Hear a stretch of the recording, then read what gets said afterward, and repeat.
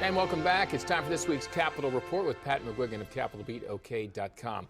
Pat, we have previously discussed the efforts to somehow curb ineffective tax incentives and givebacks at a time when many want to roll back an income tax cut, and the state is facing a comparatively tight budget year. Now, you had a chance to talk with the Senate President Pro Tem, Bingman, on his proposals this week. Fill us in.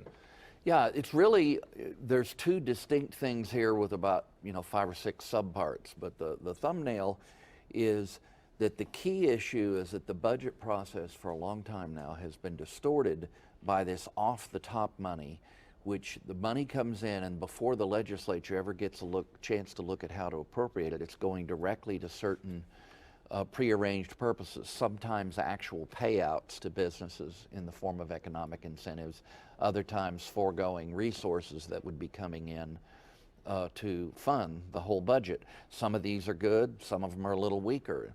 Bingman, what he's proposed for a long time and is pressing real hard on it now, is working with the process the governor outlined in her State of the State, but Bingman's talked about it before, to really burrow in and figure out, like our friend David Dank has been saying, which of these work, which of them pay for themselves, which of them are a net cost to the state. Like the wind subsidies might be on some of them, partially. They won't roll them all back, might be on the table.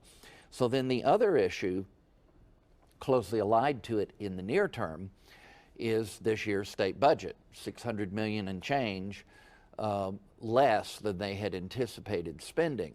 So you add all this together, what Senator Bingman is wanting to do would, in the medium term, he projects 2 to 3 years, deliver some savings for the state as they slowly sunset some of these provisions.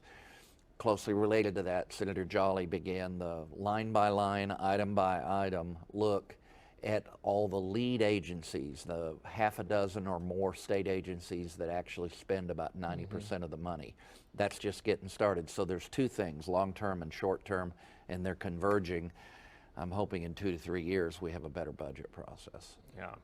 Now, you previously reported on an effort to, what most have said is essentially gut government transparency, a measure that initially gained support in a House committee. What's the update on that? Well, the bottom line is that it was pushed by Mike Christian. He's the chairman of public safety, and he captured Claudia Griffin's bill as the chairman. She's a Democrat from Norman, and he in essence transformed a pretty straightforward dash cam control or regulation bill that would have fit easily into the state's existing provisions, and turned it into an effort that in many ways would have gutted the Open Records Act. Paul Wesselhoft, to his credit, helped blow the whistle on that.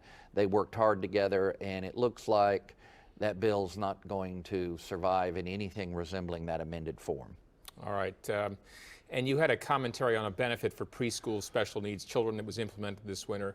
Quick word on that? I'd probably like to talk about it more later. Okay. Special Care in North Oklahoma City, a private entity that's been working with special needs children for a long time, as a result of legislation passed last year, now is able to deliver some services to these children who have a lot of needs that are age 3 through the Lindsey Nicole Henry Scholarship Program. We can give the details another time. All right. We can read more about these and other topics at CapitolBeatOK.com. For Pat McGuigan, I'm Alex Cameron. Have a great day.